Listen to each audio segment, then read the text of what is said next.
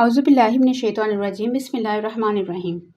अस्सलामु अलैकुम रहमतुल्लाहि व बरकातुहू। How are you students? I hope you all will be fine.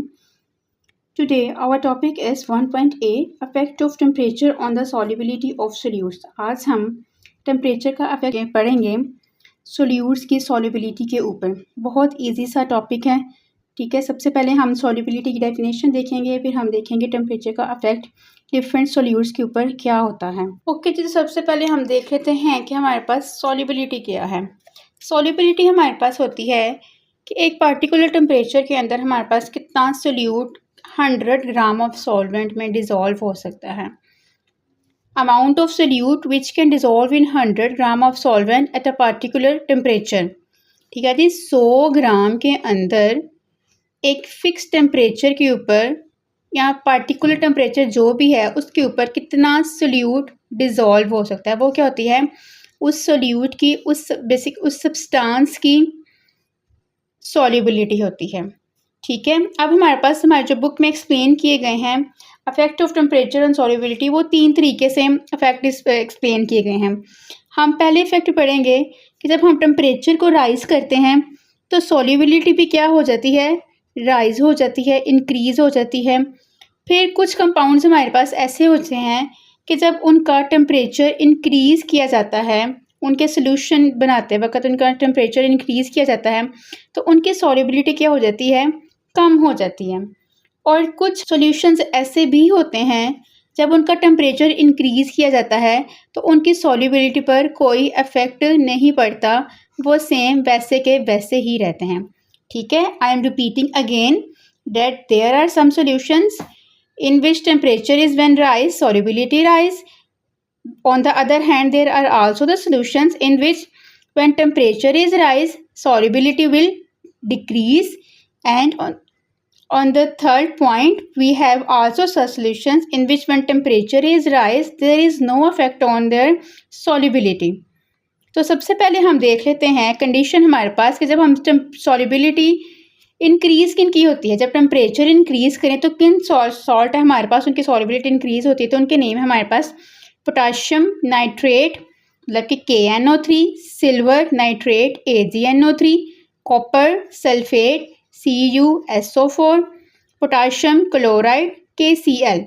ये हमारे पास सॉल्यूशंस कुछ ऐसे हैं जब हम इनके सोल्यूशन बेसिकली इनके बना रहे होते हैं, इनको जब हम पानी में हल करते हैं तो क्या होता है, इनकी टेम्परेचर जब हम इंक्रीज़ करते हैं तो सॉल्युबिलिटी क्या हो जाती है, इंक्रीज़ हो जाती है। क्यों होती है, सोल्यूशन जब बनते हैं तो हीट को करते हैं, अब्जॉर्ब करते हैं, और ये क्या होता है कि एंडोथर्मिक प्रोसेस होता है। और एंडोथर्मिक प्रोसेस मतलब हीट इसमें अब्जॉर्ब होती है और सॉल्युबिलिटी क्या हो जाती है, इंक्रीज़ होती है। ये वैसे हमारी बुक में नहीं बताया हुआ, मैं वैसे साइड इन्फॉर्मेशन दे रही हूँ कि ऐसे जब सोल्यूशंस बनते हैं तो उनमें हीट अब्जॉर्ब होती है, जो क्या होता है, एक एंडोथर्मिक प्रोसेस होता है। और नेक्स्ट कंडीशन इज़ कि there are some solutions in which when temperature is rise, solubility is decrease। ठीक है, तो उनके क्या नेम हैं, lithium carbonate Li2CO3, calcium chromate CaCrO4, calcium hydroxide CaOH, और कुछ गैसेस भी होती हैं जिनको हम जब इनकी गैस टेम्परेचर राइज करते हैं तो उनकी सॉल्युबिलिटी क्या हो जाती है, डिक्रीज़ हो जाती है, मतलब कि वो पूरी की पूरी अंदर हल नहीं होती हैं। इसमें अब जो जिसमें सॉल्युबिलिटी डिक्रीज़ होती है उसमें क्या होता है, हीट रिलीज़ होती है, और ये क्या होते हैं, एक्सोथर्मिक प्रोसेसेस होते हैं। और कुछ ऐसे सॉल्यूशंस भी होते हैं जिन पर सॉल्युबिलिटी का उनकी सॉल्युबिलिटी के ऊपर टेम्परेचर का कोई इफेक्ट नहीं पड़ता। जैसे कि हमारे पास NaCl जब हम वाटर में डिज़ोल्व करते हैं तो उसके ऊपर सॉल्युबिलिटी का कोई इफेक्ट नहीं होता। अब हम इसकी रीडिंग कर लेते हैं। The solubility of a solute is the amount of solute which can dissolve in 100 gram of solvent at a particular temperature. इसको मार्क कर ले, हमारे पास क्या आ गया, सॉल्युबिलिटी की डेफिनेशन क्या है। सॉल्युबिलिटी हमारे पास के 100 ग्राम ऑफ सॉल्वेंट के अंदर एक पर्टिकुलर टेम्परेचर पर कितना अमाउंट ऑफ सोल्यूट डिज़ोल्व हो सकता है। Change in temperature has different effects on the solubility of different compounds. जब हम टेम्परेचर को चेंज करते हैं तो इसका कहते हैं कंपाउंड्स के ऊपर डिफरेंट अफेक्ट होते हैं उनकी सॉल्युबिलिटी के ऊपर। Usually the solubility increases in temperature but it can not be taken as a general rule. कहते हैं अमूमन क्या होता है, सॉल्युबिलिटी टेम्परेचर इंक्रीज करने से इंक्रीज हो जाती है, लेकिन कहते हैं जनरल रूल नहीं है। There are a larger number of compounds whose solubility in water increases with increase in temperature. कहते हैं बहुत से ऐसे कंपाउंड्स जब उनको पानी में हल करते हैं उनकी सॉल्युबिलिटी इंक्रीज हो जाती है, जैसा कि potassium nitrate KNO3, silver nitrate AgNO3, potassium chloride KCl। ठीक है, इनकी क्या, इन कंपाउंड्स की क्या होती है कि जो सॉल्युबिलिटी है वो इंक्रीज हो जाती है टेम्परेचर इंक्रीज करने से। फिर the solubility of sodium chloride in water does not increase appreciably with increase in temperature.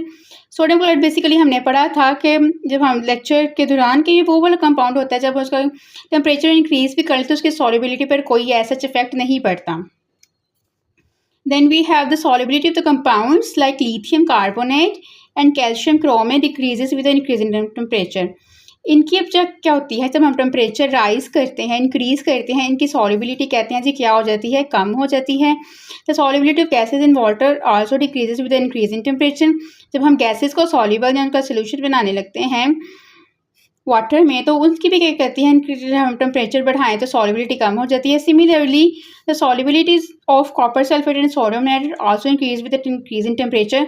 However, the solubility of sodium calcium hydroxide decreases with the increase in temperature.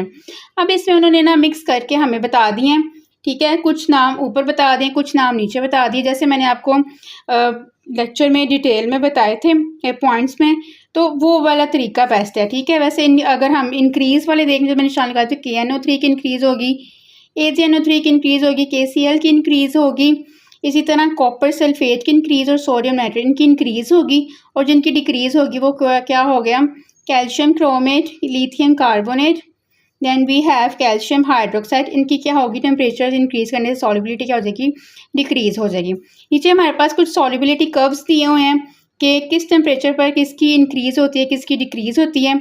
साथ हमारे पास solubility curve हमें दिया हुआ है KNO3 का water के अंदर, मतलब कि पोटाशियम नाइट्रेट का उन्होंने कर्व दिया हुआ हमें कि किस पॉइंट पे अनसैचुरेट होता है, इसके अंदर मजीद सोल्यूट डिसॉल्व करने की होती है कैपेसिटी, सॉल्वेंट डिसॉल्व करने की सॉल्वेंट में सोल्यूट डिसॉल्व करने की कैपेसिटी होती है, कब ये सैचुरेटेड हो जाता है और कब ये सुपर सैचुरेटेड हो जाता है। So that's all for today. I hope you understand the lecture very well. इसमें इंपॉर्टेंट कुछ इतना ऐसा नहीं था, शॉर्ट क्वेश्चन इसमें आ सकते हैं। एक तो सॉल्युबिलिटी की डेफिनेशन आ सकती है, फिर हमारे पास आ सकता है कि name those compounds in who solubility increase with the increase in temperature, या name those compounds who solubility decrease with the increase in temperature. ठीक है, ऐसे हमारे पास कंपाउंड्स में के ना सारे नेम ही हैं ज़्यादातर इसमें। Stay tuned for the next lecture. Allah हाफिज़।